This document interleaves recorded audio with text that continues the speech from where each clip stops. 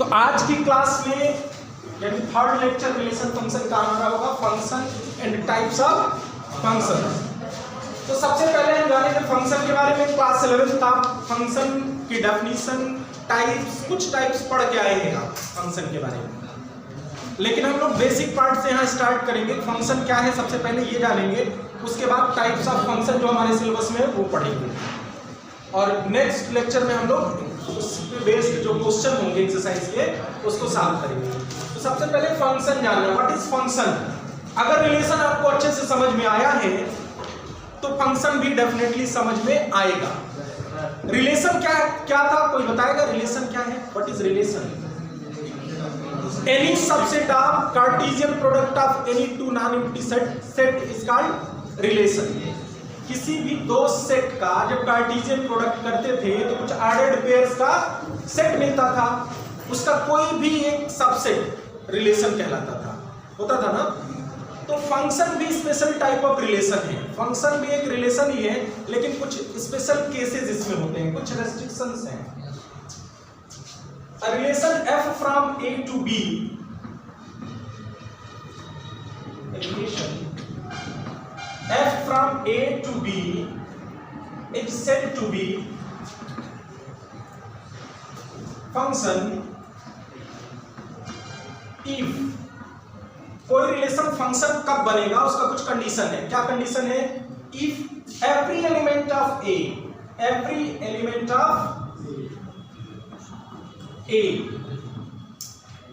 is related to, every element of a has unique image in B। A के सभी element का B में unique image मिलता हो, अगर ऐसा कोई रिलेशन बन रहा है तो उसको हम फंक्शन कह सकते हैं। आइए पहले इसको ग्राफिकली पिक्टोरियल डायग्राम से एक तरह से समझते हैं। अगर मान लीजिए ये कोई सेट A है और दूसरा सेट B है। अब A से B में हमको एक रिलेशन बनाना है और उसका नाम हम लिख रहे हैं F। उस रिलेशन का नाम दे रहे हैं F। तो कंडीशन क्या है? इस सेट में जितने भी एलिमेंट्स होंगे उन सब का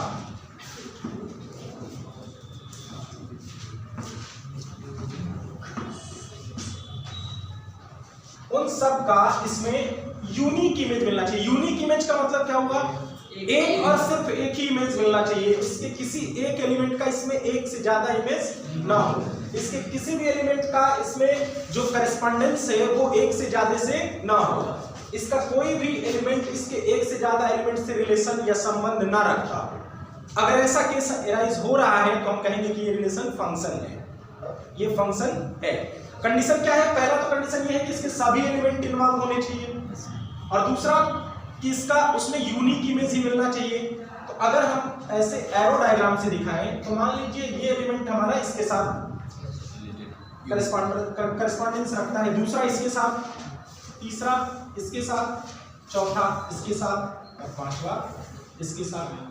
तो अब अगर हम देखें तो इसी सेट के अंदर एक और सेट बन गया जिसके सभी एलिमेंट इसके सभी एलिमेंट से करस्पॉन्डेंस रखते हैं, यानी कोई ना कोई रिलेशन रखते हैं। तो अब देखिए इसके सभी element, every element of set A के सभी एलिमेंट इन्वॉल्व हो गए, has unique image in B. इसका भी एक ही इमेज है, इसका भी एक ही इमेज है, इसका भी एक ही इमेज मिल रहा है। अब यहां देखिए कंफ्यूज नहीं होना है, इन दोनों का एक ही इमेज है ना। हमको मतलब है कि ए के एलिमेंट का बी में एक इमेज मिलना चाहिए। सिर्फ बी का एलिमेंट कितने एलिमेंट का इमेज है इससे कोई मतलब नहीं है। ये क्या कह रहा है? Every element of A has unique image in B. A के सभी एलिमेंट का बी में यूनिक इमेज मिलना चाहिए, और वो कंडीशन यहां सेटिस्फाई हो रहा है। देखो फर्स्ट एलिमेंट इससे रख रहा है, सेकंड इससे, थर्ड इससे, फोर्थ इससे और फिफ्थ इससे। अब इसके बहुत सारे एलिमेंट्स खाली भी हैं जो किसी से रिलेशन नहीं रखते, तो इससे हमको कुछ भी मतलब नहीं है। हमें मतलब है किसके एलिमेंट से? इसके एलिमेंट से, ए के एलिमेंट से। तो ए के सभी एलिमेंट रिलेशन रख रहे हैं, बी में यूनिक इमेज ही रख रहे हैं। कहीं भी ऐसा केस नहीं आ रहा है कि ए दोनों से। अगर मान लो अब ऐसे करते हम तो ये फिर फंक्शन नहीं होगा, क्योंकि इसके सभी एलिमेंट तो रिलेशन रख रहे हैं लेकिन यूनिक इमेज नहीं रख रहे हैं। ये जो पहले नंबर वाला एलिमेंट है इसका दो इमेज हो जा रहा है इसमें, एक इमेज ये और दूसरा ये, तो फिर ये फंक्शन नहीं कहलाएगा। अगर ये नहीं रहता है तब ये फंक्शन कहा जाएगा। अब इसमें हमने कुल 3 सर्कल बनाया ना, तो फर्स्ट सर्कल जो हमने बनाया, अगर इस तरह से हम शो कर रहे हैं, तो इस फर्स्ट सर्कल में जितने भी एलिमेंट्स हैं वो सब क्या कहलाएंगे, पूरा पर्टिकुलर सेट, ये सेट को रिप्रेजेंट कर रहा है, इसको कहेंगे domain of F. Domain of F. जो दूसरा बड़ा वाला सर्कल है, इसमें जितने भी एलिमेंट हैं, इसको हम कहेंगे कोडोमेन ऑफ एफ। और जो इसके अंदर एक हमने छोटा सा सर्कल बनाया है जिसके सभी एलिमेंट इसमें प्री इमेज रखते हैं ए में, उसको हम क्या कहेंगे, रेंज ऑफ एफ। ठीक है, तो ये हमारा फंक्शन का डेफिनेशन हुआ। फंक्शन को हम आइडेंटिफाई कर लेंगे। ये तो मान लीजिए मैंने पिक्टोरियल डायग्राम बना के आपको बताया, तो आप इसको कर सकते हो। अगर मान लीजिए कहीं रोस्टर फॉर्म में कुछ लिखा हो, जैसे मान लीजिए मैंने लिख दिया f इज इक्वल टू या f1 इज इक्वल टू, एक कोई सेट हमने लिया है 1 2 3 4, और इसी में f from a to a, हमने दोनों सेट में a ही यूज किया है, डोमेन के लिए भी और कोडोमेन के लिए भी, यानी a का a के साथ ही हमने प्रोडक्ट कराया, और जो इसका कार्टेशियन प्रोडक्ट आया उसी में हम एक रिलेशन बना रहे हैं, और उस रिलेशन को हम यहाँ पे लिख रहे हैं।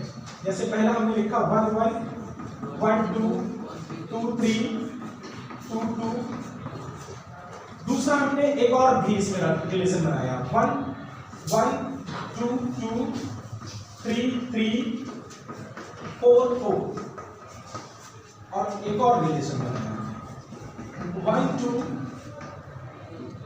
2 3 3 4। अब बताइए, अगर मैं f1 के बारे में पूछूं आपसे कि क्या f1 फंक्शन को रिप्रेजेंट कर रहा है, तो आपका जवाब है नहीं। लेकिन उसका रीजन क्या है, क्योंकि यूनिक इमेज नहीं है। हम देख रहे हैं कि 1 का एक इमेज 1 मिल रहा है और 1 का ही दूसरा इमेज 2 मिल रहा है, तो यूनिक इमेज ये हुआ नहीं। मतलब फर्स्ट कंपोनेंट जो है वो कभी भी रिपीट नहीं करनी चाहिए। अगर रोस्टर फॉर्म में लिखा है तो फर्स्ट कंपोनेंट रिपीट नहीं करनी चाहिए। अब F2 के बारे में क्या ख्याल है, F2 है कि नहीं, F2 है, क्योंकि हर एलिमेंट का एक ही इमेज मिल रहा है। A के सभी एलिमेंट, देखो सेट A के सभी एलिमेंट इसमें इन्वॉल्व भी हैं, कोई एलिमेंट खाली नहीं है, तो ये हमारा फंक्शन है, ये नहीं है। थर्ड F3 के बारे में क्या ख्याल है, 1 2 2 3 3 4, वो कह रहे हैं कि फंक्शन है, लेकिन आपसे थोड़ी सी चूक हो रही है। A का एक एलिमेंट 4 है जो इसमें इन्वॉल्व ही नहीं है, तो फॉर एवरी एलिमेंट ऑफ ए ऐसा कहा गया है डेफिनेशन में, तो ये भी हमारा फंक्शन नहीं होगा। तो अब मुझे उम्मीद है कि इतना करने के बाद आप एक तरह से आइडेंटिफाई तो कर ही लोगे कि कोई भी रिलेशन फंक्शन है या नहीं है, कर लेंगे ना। अब हम लोग बात करेंगे टाइप्स ऑफ फंक्शन की, या थोड़ा सा और भी एक मैकेनिकल डायग्राम बना के देखते हैं, मशीन टाइप का बना के देखते हैं। फंक्शन एक तरह से मशीन ही है। जैसे मशीन में आप गेहूं को आटा बनाने के लिए किसी मशीन में डालते हैं, धान को चावल बनाने के लिए किसी मशीन में डालते हो, मशीन में आप इनपुट क्या डालते हो, धान, और आपको आउटपुट क्या मिलता है, चावल। ठीक उसी तरह से इसमें हम फंक्शन में डोमेन के एलिमेंट को इनपुट के जैसे यूज करते हैं और रेंज हमें आउटपुट के रूप में मिलता है। तो एक पिक्चर के थ्रू उसको भी समझने की कोशिश करते हैं। जैसे सपोज करिए y is equal to fx, y is equal to fx, यहाँ पे या fx is equal to 3x square minus 2 या प्लस 2। ये मान लीजिए कोई हमारा,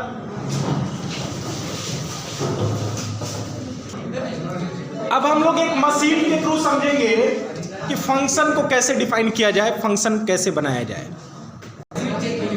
जैसे देखिए, अब एक हमारा फंक्शन हमने लिखा है यहाँ पे fx is equal to x 3x square plus 2। तो इस फंक्शन का काम क्या है, हम इसमें कोई भी इनपुट x यानी डोमेन का कोई भी एलिमेंट डालेंगे, तो इसमें फर्स्ट स्टेप में क्या होगा, इसका स्क्वायर बन जाएगा। फर्स्ट मशीन उसके अंदर जो होगा वो क्या करेगा, इसका स्क्वायर बनाएगा, फिर वो इसको आगे बढ़ा देगा और यहाँ आके ये क्या करेगा, उसको 3 टाइम्स मल्टीप्लाई कर देगा, मल्टीप्लाइड बाई 3। पहले x स्क्वायर हो रहा है, उसका 3 से मल्टीप्लाई हो रहा है, और यहाँ आके प्लस 2 हो जाएगा उसमें। तो बाहर जो निकलेगा वो क्या निकलेगा, कौन सा आउटपुट निकलेगा, पहले x स्क्वायर हुआ, 3 से मल्टीप्लाई हुआ और यहाँ प्लस 2 हुआ। तो जो आउटपुट हमें मिला वो क्या मिला 3x² + 2। तो बस फंक्शन का यही काम है, डोमेन हम उसमें डालते हैं, यानी जब हमें फंक्शन की वैल्यू निकालनी हो तो डोमेन के किसी भी एलिमेंट को रखेंगे, फंक्शन की डेफिनेशन के अकॉर्डिंग वो कोई रेंज हमें देगा। तो ये हमारा फंक्शन है, ठीक है। अब हम पढ़ेंगे टाइप्स ऑफ फंक्शन के बारे में।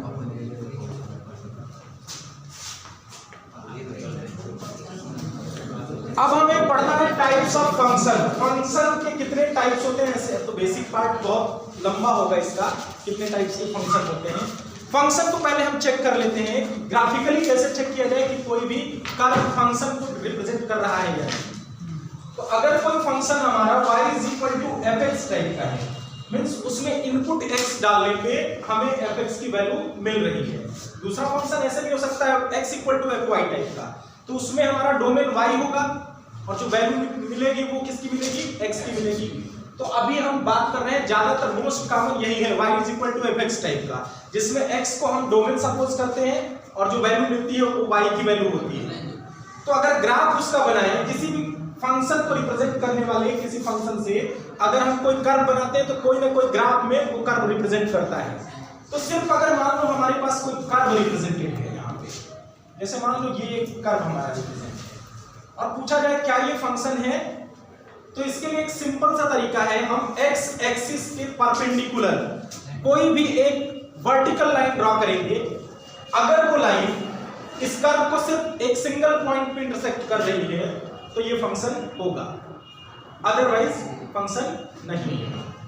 अब देखिए कैसे, अगर मान लीजिए दूसरा कर्व हमने ऐसे बनाया, ये कोई फंक्शन, अब इस पे अगर x एक्सिस के किसी भी एक पॉइंट पे वर्टिकल लाइन ड्रॉ करेंगे तो ये कर्व को दो पॉइंट पे इंटरसेक्ट कर रहा है। इसका मतलब ये हुआ x = अगर ये a है तो इस पे y की दो वैल्यू है, fx की दो वैल्यू है, एक ये और दूसरी ये।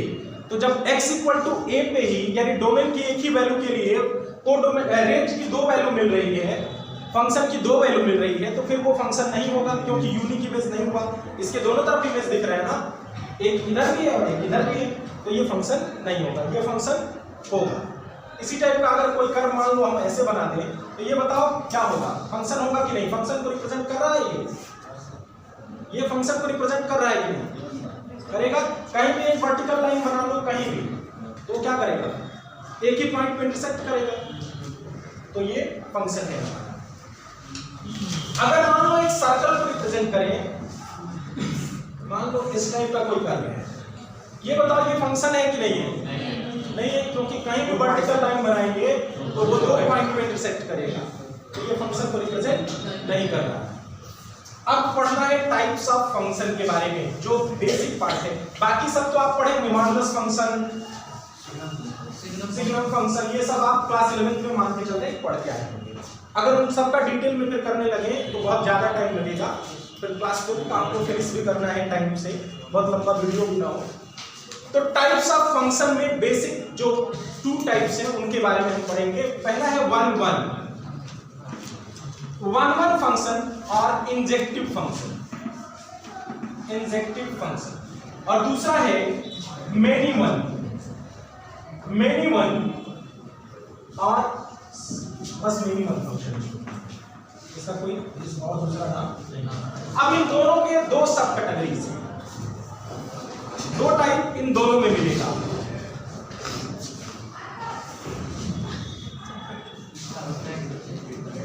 मेनी वन और 1 दोनों के साथ दो कॉमन और भी हमें टाइप्स मिलेंगे, वो कौन कौन से होंगे, ऑनटू एंड इनटू।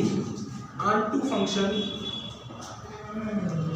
फंक्शन को सर्जेक्टिव भी कहा जाता है, सर्जेक्टिव फंक्शन, और दूसरा इनटू फंक्शन।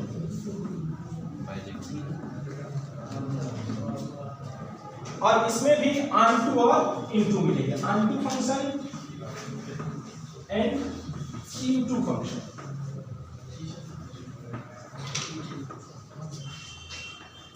अगर कोई फंक्शन 1 भी हो और ऑनटू भी हो तो उसको बाइजेक्टिव भी कहा जाता है। क्या कहते हैं, बाइजेक्टिव। मींस इंजेक्टिव भी हो सर्जेक्टिव भी हो तो उसको बाइजेक्टिव कहते हैं। तो पहले तो हमें ये समझना होगा 1 किसको कहेंगे, मेनी वन किसको कहेंगे। तो बेसिक इसमें आपको यही समझना है, 1 और ऑनटू। बाकी दोनों अगर इस टाइप का नहीं होगा तो दूसरे टाइप का होगा। तो पहले हम 1 1 को समझते हैं। 1 1 इसका नाम ही क्या है, 1 1। पहले तो वो फंक्शन होना चाहिए, क्योंकि एक फंक्शन का टाइप पढ़ रहे हैं तो वो फंक्शन होना चाहिए। और 1 1 का मतलब कि एक एलिमेंट का एक ही करस्पॉन्डेंस मिलना चाहिए। डिस्टिंक्ट एलिमेंट के अगर डिस्टिंक्ट इमेजेस मिल रहे हैं, if in a function fx, in fx distinct element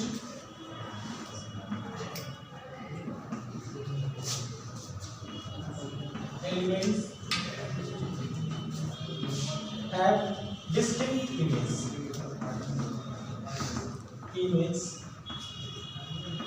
in B. In fx distinct elements of A have distinct image in B. Means अगर A के सभी डिफरेंट एलिमेंट का B में different image मिले तो उसको हम कहेंगे 1 1। अब इसको देखो पहले डायग्राम से समझते हैं। ये कोई सेट A है, ये कोई सेट B है, और इसमें हम सपोज कर लेते हैं कि ये कुछ नंबर्स हैं या कुछ एक एग्जांपल के थ्रू समझते हैं। हम सेट A को सपोज कर लेते हैं सेट ऑफ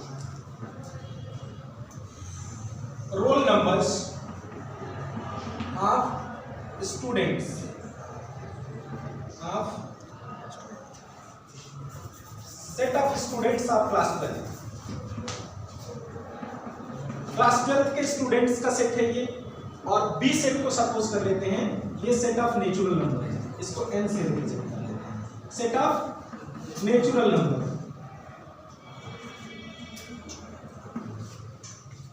अब देखो इन दोनों में अगर एक रिलेशन बनाते हैं तो उस रिलेशन का कुछ नाम होना चाहिए, उसका नाम हमने f दे दिया, और उस रिलेशन का नाम ये है कि b is roll number of a। अगर मान लो कहीं f is equal to a भी लिखा है तो इसका मतलब है b is roll number of student a। ये इनके बीच में रिलेशन है।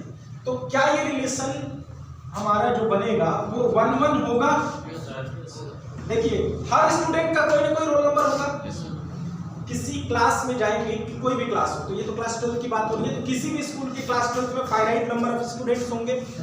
स्टूडेंट का नंबर हमेशा क्या होगा, फाइनाइट होगा, और हर स्टूडेंट का कोई ना कोई रोल नंबर होगा। क्या किसी दो स्टूडेंट का एक ही रोल नंबर हो सकता है? दो स्टूडेंट का नहीं, एक ही क्लास के दो स्टूडेंट का सेम रोल नंबर हो सकता है।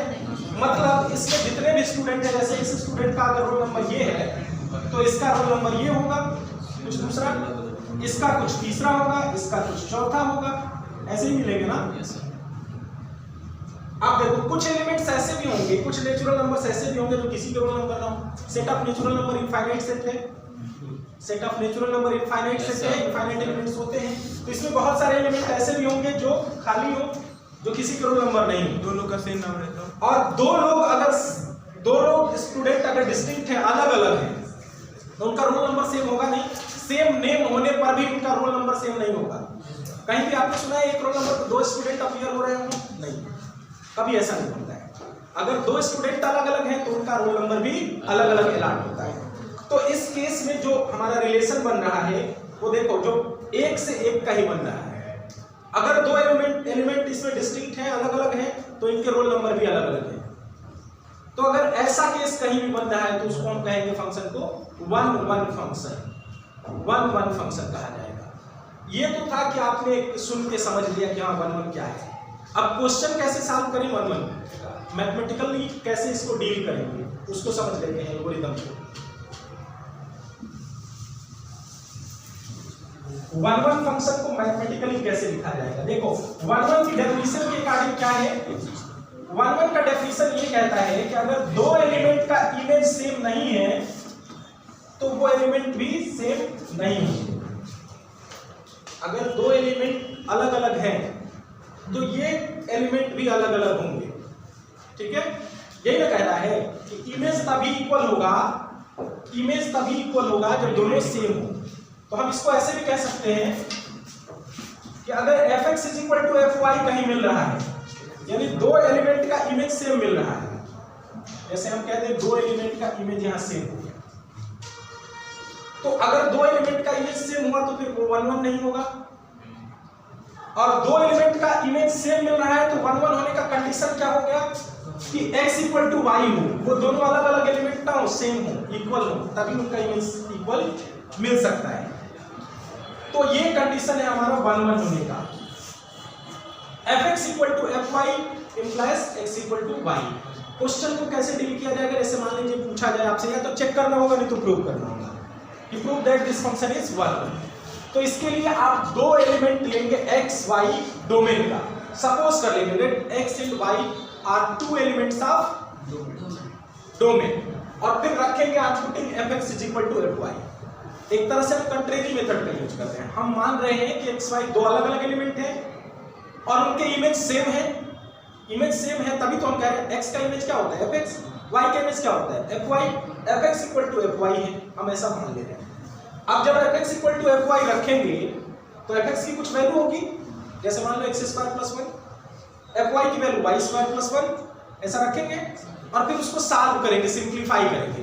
अगर सिंपलीफाई करने पर हमें x इक्वल टू y मिल गया, अगर सिंपलीफाई करने पे x इक्वल टू y मिल गया, मतलब हमें तो ये पता चल गया ये अलग अलग नहीं थे, ये तो सेम थे, तो इसका मतलब वो फंक्शन 1 1 है। मींस 1 1 जहां भी प्रूव करने के लिए आएगा हम fx इक्वल टू fy रखेंगे और x इक्वल टू y दिखा देंगे, शो कर देंगे, तो ये फंक्शन क्या हो जाएगा 1 1 हो जाएगा। सिमिलरली अगर मान लो x इक्वल टू y है तो क्या fx इक्वल टू fy दिखा देने से हमारा फंक्शन y हो जाएगा 1 1 हो जाएगा? नहीं, ये हर केस के लिए सही होता है, 1 1 हो ना हो, अगर x इक्वल टू y है तो fx इक्वल टू fy मिलता है, लेकिन ऐसा इसका जो कन्वर्ज है वो सिर्फ 1 1 के केस में मिलता है। यानी 1 1 के केस में हम इसको इसके इस तरह से नहीं दिखा सकते, ये तो सभी केस में के लिए होता है, चाहे वो 1 1 हो या ना हो। अगर दो एलिमेंट हम सेम ले रहे हैं, इक्वल ले रहे हैं, तो उनके इमेज इक्वल मिलते ही है। अगर दो इमेज इक्वल है और वो एलिमेंट इक्वल हो जाए तब वो 1 1 होता है, तो आपको ये शो करना है, ठीक है। एक एग्जांपल और करके देखते हैं। जैसे मान लीजिए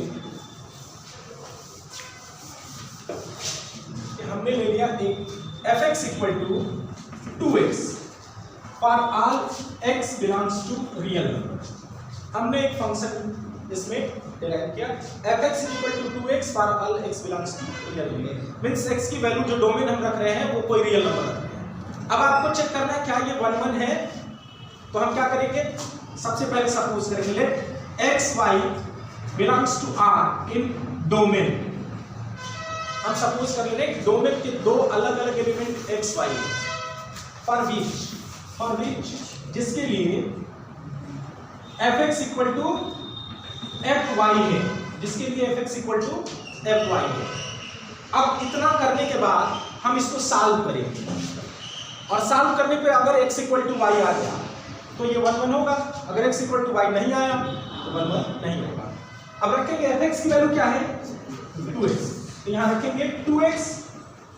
अगर fx की वैल्यू 2x है तो सेम फंक्शन से fy की वैल्यू क्या होगी 2y। अगर x y रियल नंबर्स हैं और 2x 2y के इक्वल है, दोनों रियल नंबर का ट्वाइस इक्वल है, तो क्या वो नंबर्स इक्वल होंगे? होंगे। This shows that x equal to y। हमने fx इक्वल टू fy रखा था और x इक्वल टू y मिल गया, तो ये फंक्शन क्या होगा 1 1 होगा। एक दूसरा एग्जांपल लेते हैं, जैसे मान लो हमने लिख दिया fx equal to x square for all x belongs to natural number या रियल नंबर, यहाँ रियल नंबर या इंटीजर है,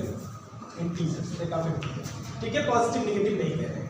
अब आपको ये चेक करना है क्या ये 1 1 है, तो हम क्या करेंगे, हम सपोज करेंगे let x y belongs to z in domain में कोई दो एलिमेंट है x y for which fx equal to fy रख देंगे, fx इक्वल टू fy हमने रख दिया।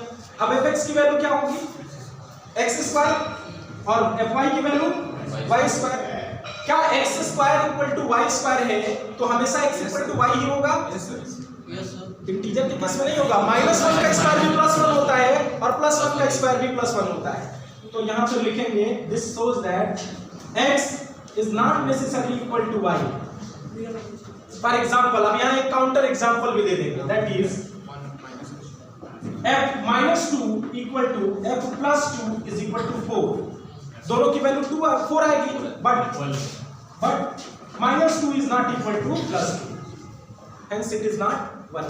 अगर यही ये नेचुरल नंबर में देखा गया होता, नेचुरल नंबर में लिया गया होता, तो ये फंक्शन 1 1 होता। ठीक है, तो इसको बहुत ध्यान रखना है। अब दूसरा भी देख लेते हैं, ऑनटू फंक्शन कब कहेंगे? किसी फंक्शन को ऑनटू फंक्शन कब कहेंगे? जब वो फंक्शन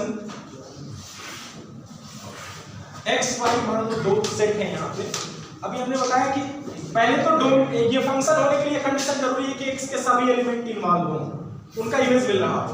अगर y के भी सभी एलिमेंट इन्वॉल्व हैं, y के भी सभी एलिमेंट इन्वॉल्व हैं, मतलब y के भी सभी एलिमेंट का कहीं ना कहीं इमेज है, y के सभी एलिमेंट x के किसी न किसी एलिमेंट के इमेज हैं, तो उस केस में ये ऑनटू कहा जाता है। उस केस में हम क्या कहेंगे? ऑनटू मैपिंग या ऑनटू फंक्शन। और दूसरा केस ऐसे भी समझ सकते हो, अगर रेंज और कोडोमेन दोनों इक्वल हो जाए। जैसे हमने अभी फिगर बनाया था, तो उसमें इस फिगर के अंदर एक और सर्कल बनाया। अगर ये सर्कल के बाहर कोई एलिमेंट ना मिले, सर्कल के बाहर कोई एलिमेंट ना मिले, तो ये दोनों बराबर हो जाएंगे। उस केस में भी ये क्या होता है? ऑनटू होता है, मतलब y में कोई एलिमेंट खाली ना हो, सब किसी न किसी के इमेज हो, उस केस में ये ऑनटू होगा। अब ऑनटू के लिए प्रोसीजर क्या है? ऑनटू के लिए देख लीजिए, y = fx हम पुट करते हैं, y = fx पुट करते हैं और फिर इसको सॉल्व करते हैं, solve for x = fgy। x को एक साइड कर लेते हैं और y को दूसरे साइड कर देते हैं। ठीक है, अब फिर हम वैल्यू निकालते हैं fx मींस fgy। अगर ये सॉल्व करने पे y के इक्वल आ गया, तो हम कहते हैं कि हर एलिमेंट का कोई ना कोई इमेज है, इसमें कोई खाली नहीं है, ऑनटू है मैपिंग। मतलब क्वेश्चन सॉल्व करने का एक प्रोसीजर फिर बताएंगे, और भी एक क्वेश्चन सॉल्व करके भी देखेंगे। अब ये दोनों अगर आप समझ गए, तो उन दोनों को समझना बड़ा आसान है। अगर 1 1 नहीं है तो मिनिमम है, अगर कोई फंक्शन 1 1 नहीं है तो मिनिमम है, मतलब इस y में कम से कम एक एलिमेंट ऐसा होना चाहिए जो x के एक से ज्यादा एलिमेंट का इमेज हो, कम से कम 2 एलिमेंट का इमेज हो, तो ये मिनिमम कहलाएगा। मेनी यानी मेनी एलिमेंट, इसके मेनी एलिमेंट्स का इसमें 1 इमेज मिल रहा है, तो मिनिमम फंक्शन होगा। इनटू फंक्शन किसको कहेंगे? अगर वो ऑनटू नहीं है, कम से कम y में एक एलिमेंट ऐसा है जो किसी का इमेज नहीं है, तो उसको कहेंगे इनटू मैपिंग या इनटू फंक्शन। ठीक है, तो ये टाइप्स थे आपके फंक्शन के। अब इस पे बेस्ड हम लोगों को क्वेश्चन करना है। पहले सब पे बेस्ड एक एग्जांपल करेंगे, फिर एनसीईआरटी के क्वेश्चन करेंगे।